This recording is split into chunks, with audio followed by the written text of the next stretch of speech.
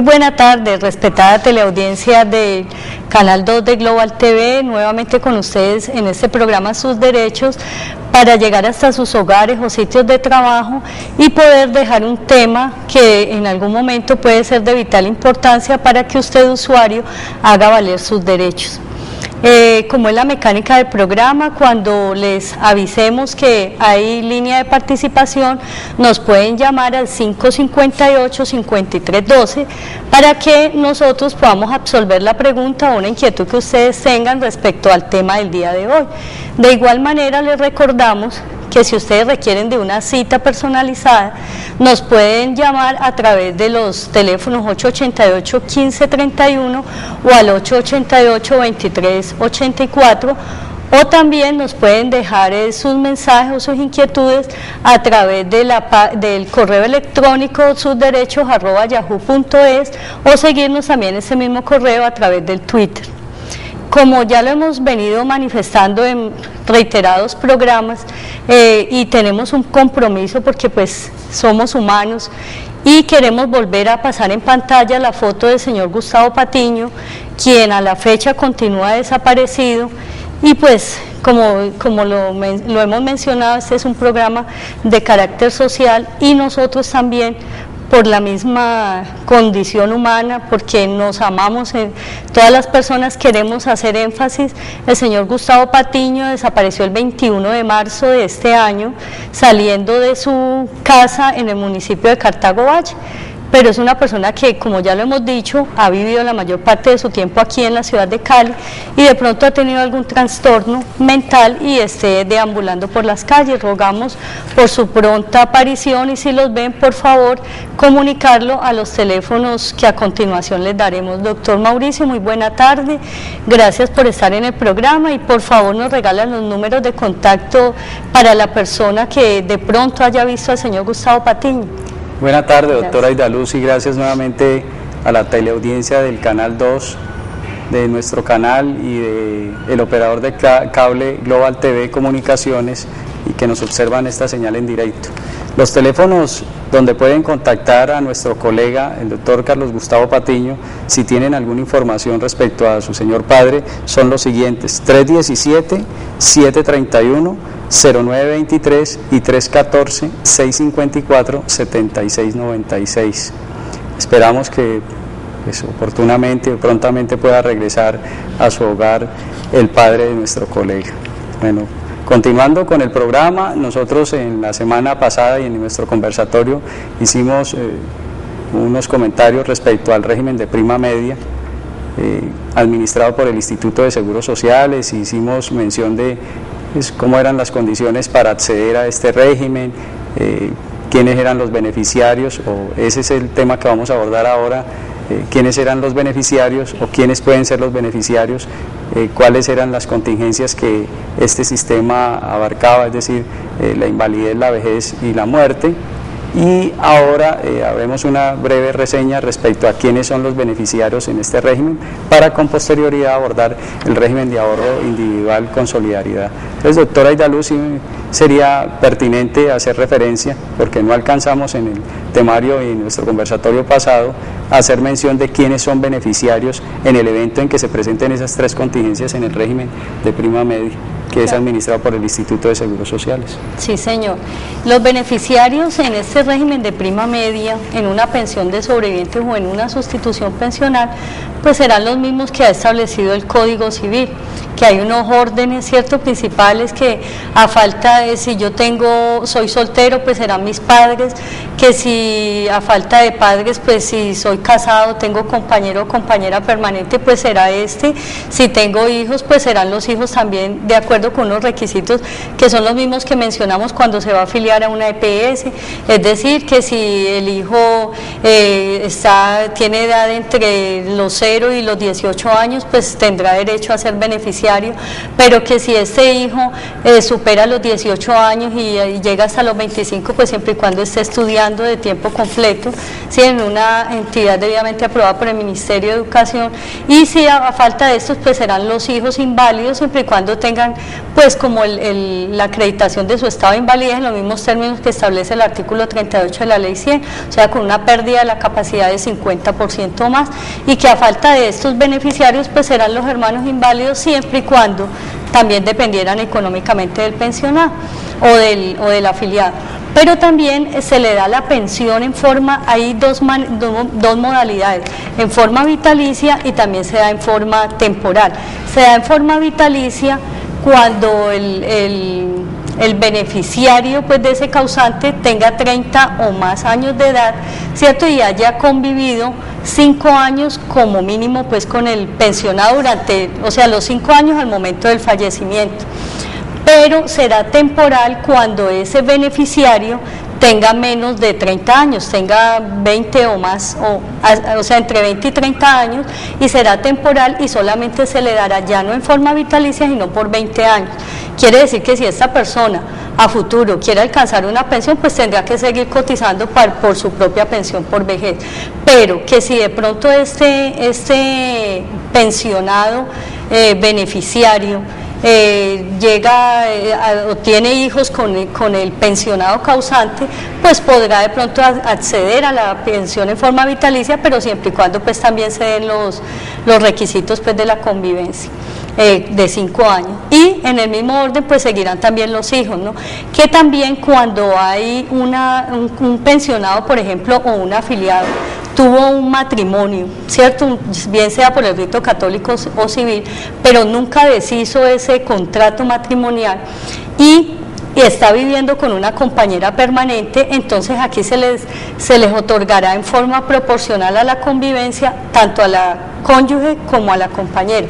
Pero si hay simultaneidad, es decir, si convivía tanto con la esposa como con la compañera o quizá con otra, pues allí prevalece es el cónyuge, ¿no? También los hermanos inválidos siempre y cuando dependieran económicamente del causante, y los hijos inválidos, pero que también hubiesen estado viviendo con ese pensionado o afiliado, pero que también dependieran económicamente, o sea que no han podido estudiar ni salir adelante porque tenían una discapacidad y era ese causante, pensionado o afiliado, el que veía pues económicamente por ellos. Y también aquí hay un monto, ¿no? O sea, aquí también hay un monto para la pensión. En la pensión de sobrevivientes, cuando es sustitución pensional, es decir, por muerte del pensionado, pues se le dará el 100% de la misma forma en que la venía disfrutando el causante. Pero si es un afiliado, ¿cierto? No era pensionado, sino un afiliado, entonces será el 45% del IBL más un 2% adicional a partir de las 50 semanas adicionales a las primeras 500 semanas de cotización de ese afiliado. En todo caso, una pensión de sobrevivientes no podrá ser superior al 75% del IBL, pero tampoco podrá ser inferior a un salario mínimo legal mensual vigente. Doctor Mauricio, también en la pensión de sobrevivientes, cuando una persona no alcanzó a cumplir los requisitos, ¿se podrá hablar también de una indemnización? O sea, ¿podrán cobrar los beneficiarios de ese pensionado cotizante una indemnización sustitutiva? Claro, muy precisa su pregunta, doctora Aidaluz, porque en estos momentos mucho televidente puede tener esa inquietud respecto a alguien que haya fallecido o no y no haya alcanzado, el afiliado no haya alcanzado los requisitos para obtener ese beneficio y tenga la necesidad o no de esa inquietud de resolver si tengo derecho o no que me hagan esa indemnización sustitutiva. Claro que sí, porque obviamente si ha cumplido unos requisitos contenidos en la ley que están establecidos para ese tipo de contingencias, podrá ser derechoso a ese beneficio, a esa indemnización sustitutiva como tal. Doctora Aidaluz, usted ha hecho mención y sería importante para nuestra amable teleaudiencia que nos observa en estos momentos el hecho de que una persona, el hermano o los padres puedan tener o ser derechosos a ese beneficio. Es decir, uno se encuentra en la calle con personas que le dicen, miren, me han negado ese reconocimiento porque es que es muy difícil acreditar que los padres o los hermanos dependan económicamente de esa persona, en el caso de un afiliado como tal, dependan económicamente de él. Sí, es bastante complicado porque aquí en nuestro país se requiere que esa madre o ese padre no tengan una renta, o sea, que no perciban nada. Y aquí en Colombia ya con un salario mínimo es percibir mucho, ¿sí? Entonces, si esa madre tiene bienes, ¿sí?, no va a poder reclamar esa pensión de sobreviviente porque se requiere que sea beneficiario en su totalidad, o sea, que dependa completamente de ese pensionado o de ese cotizante. Bueno, también en el régimen de prima media, ya para concluir, está también el auxilio funerario, o sea, también se reconoce un auxilio funerario a la persona que demuestre, que compruebe, es decir, que tenga las facturas, que compruebe haber sufragado los gastos de entierro de ese pensionado, de ese afiliado, y tendrá derecho a un auxilio funerario que lo liquidarían con base o en la última mesada que tuvo el señor o el último salario que devengaba el trabajador, sin que en ningún caso pues sea inferior ni a 5 salarios mínimos ni superior tampoco a 10 salarios mínimos legales mensuales vigentes. Pero esto solamente es cuando lo recibo, cuando él era pensionado, el que fallece, el causante es pensionado o es afiliado, pero ya cuando es de sobrevivencia o de sustitución, ya hasta ahí queda el auxilio funerario. Es decir, podríamos mencionar que solamente se reconoce por una sola vez. Exactamente, solo por una vez. Es precisar ese aspecto, porque podrán pensar que quien está recibiendo el beneficio de una pensión de sobrevivientes podría ser derechoso. Exacto, pensar que los beneficiarios también, entonces fallece el beneficiario y seguirá ostentando un auxilio funerario, solamente por una vez. Doctora, algo para culminar respecto a ese régimen de prima media.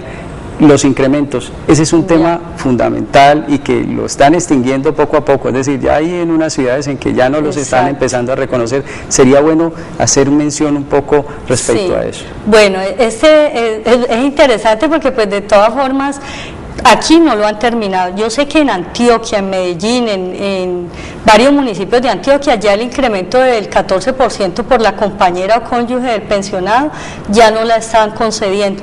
Seguramente, como lo dijo usted, paulatinamente va a empezar y llegará el momento que aquí en el Valle del Cauca tampoco. Ese incremento es cuando ese pensionado es beneficiario del régimen de transición de derechos adquiridos,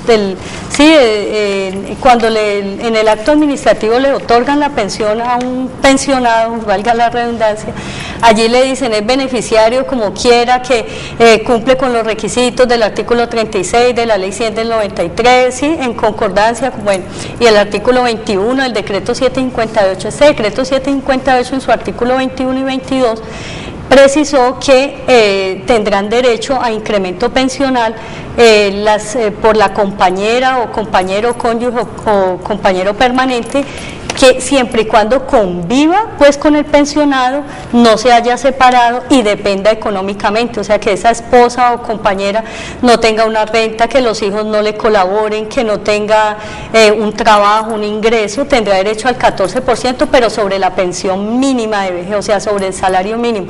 Si el pensionado devenga, por decir algún 1.200.000 pesos, pues ese 14% no sobrará sobre la mesada de 1.000.000 de pesos, sino con base en el salario mínimo legal mensual vigente. Y que si tiene hijos menores de 18 años, pues podrá ostentar un 7% adicional.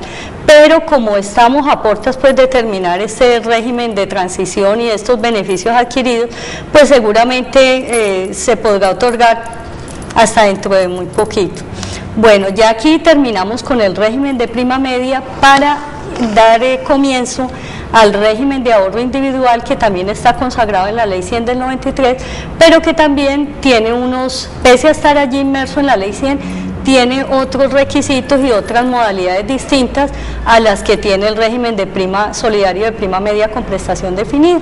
Entonces empezamos por precisar que en el régimen de ahorro individual con solidaridad es una cuenta personal, como su nombre lo dice, es como cuando yo voy y deposito al banco mi dinero y cuando puedo le hago aportes voluntarios para acrecentar esa cuenta de ahorro individual y poder ostentar una pensión cuando ya sea el cumplimiento de los requisitos. Pero doctor Mauricio, precisémosle a la teleaudiencia que en este régimen de ahorro individual también hay unas excepciones, o sea, no todo mundo puede vincularse al régimen de ahorro individual, y precisemos también algo muy importante, y es saber si medianamente podemos afirmar que en este momento, digamos, los que nunca cotizaron al régimen de prima media, sino que arrancaron con la creación de la ley 100 a cotizarle a los fondos de ahorro individual, ¿tendrán hoy en día derecho a una pensión por vejez? Muy interesantes sus interrogantes, doctora Aidaluz, y empecemos a abordar lo siguiente. El sistema como tal es un sistema privado administrado por un fondo privado, es decir, nosotros en conversatorios pasados hicimos referencia a un régimen que es administrado por el Instituto de Seguros Sociales. Como este es privado, los requisitos para acceder a este sistema están contenidos en la ley, es decir, obviamente que como es un sistema privado, pues obviamente las reglas serán distintas a como puede ser con el anterior sistema. Entonces, en este sí tiene, digámosle, una coyuntura, y es que los hombres de 55 años y las mujeres de 50 años, es decir, que no tengan las semanas suficientes y el capital suficiente, no podrán vincularse a este sistema. Es decir, el sistema como tal, porque es un sistema monetario, excluye a esas personas que no tengan esos requisitos esenciales dentro del sistema como tal. Si van a hacerse derechosos o se van a afiliar al sistema como tal, lo primero que se revisaría es la edad y si ellos cuentan o no con un ahorro suficiente que les permita acceder al sistema y unas semanas como mínimo cotizadas. Es decir, además de esa edad habría que tener en cuenta esos requisitos. Y esa pregunta que usted hace referencia, doctora, es muy crítica. Es decir, la expedición de la ley 100 se dio en 1993 y nosotros sabemos que para los empleados no trabajadores oficiales, digamos, las personas que considero que la mayor fuerza de este país, pues obviamente no alcanzarán, o no hay en estos momentos una persona que haya ingresado nueva al sistema y se haya pensionado.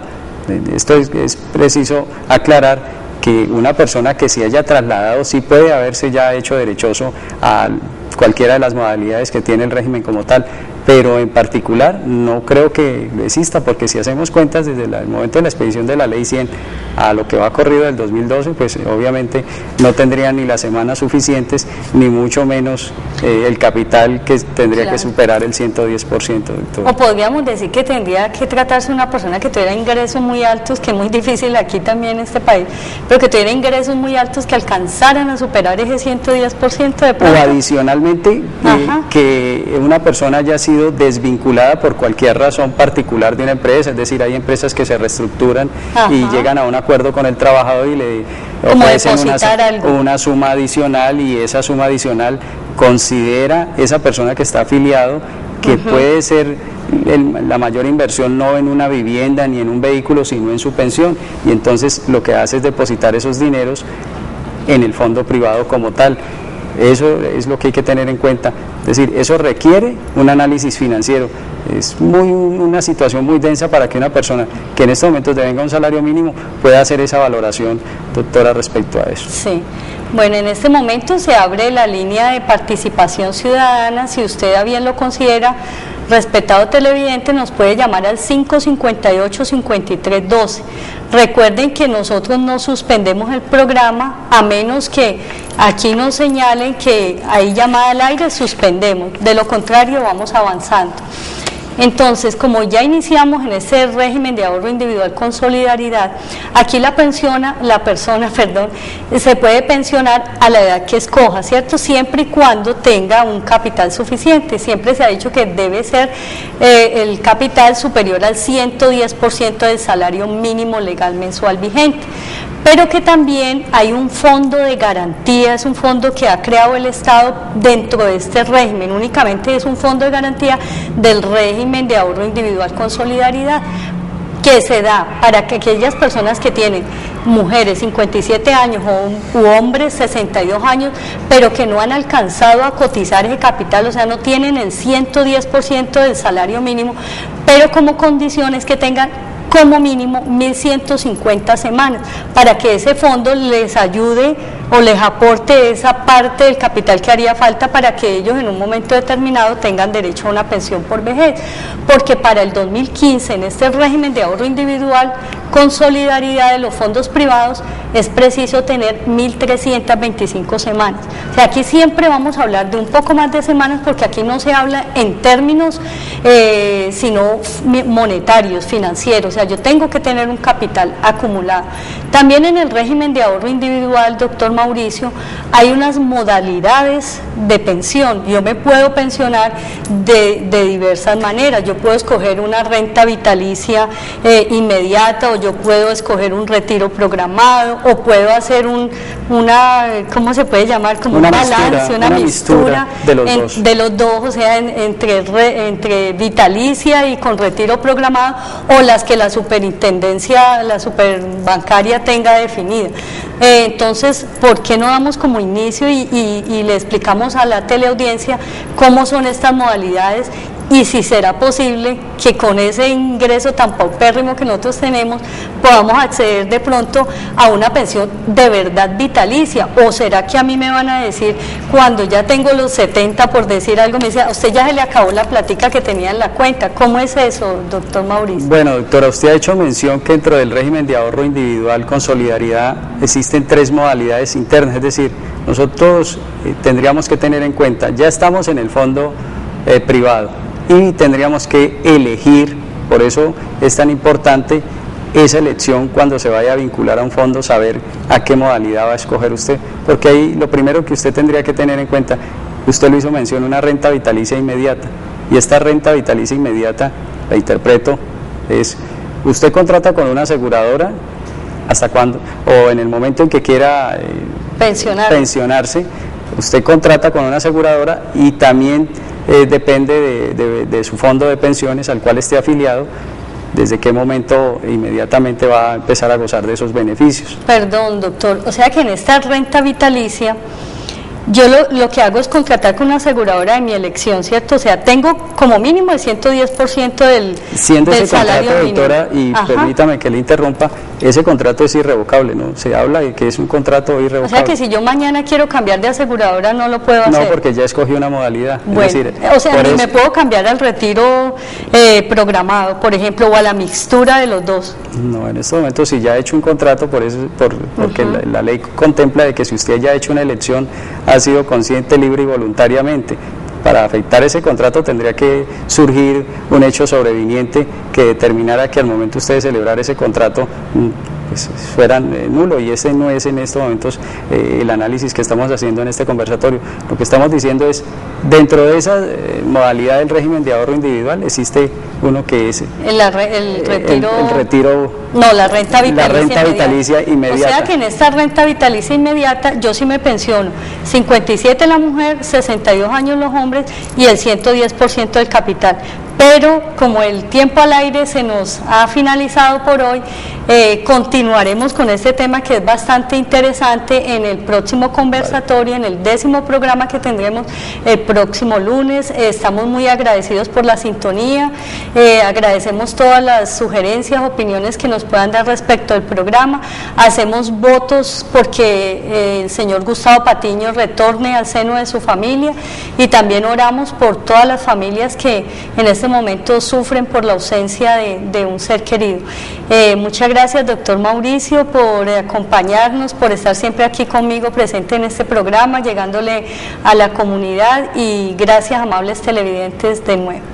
Gracias, doctora Aida Luz, y a toda la teleaudiencia que nos observó en vivo y en directo. Y recuerden que este programa se retransmite semanalmente en los horarios entre 11 a 11 y media. De martes a viernes. De martes a viernes. Los sábados. De 11 y media a 12 y el domingo a las 9 de la noche. Es decir, que esta semana ustedes nos pueden volver a ver, y de pronto, si hoy por la premura del tiempo se les quedó alguna cosita, pues ya podrán en la próxima semana hacer ya su pregunta más, pues como más coherente o más puntualizada, y si no, mañana mismo que lo vean en toda la semana. En diferido, sí. Sí, muchas gracias. Muchas gracias.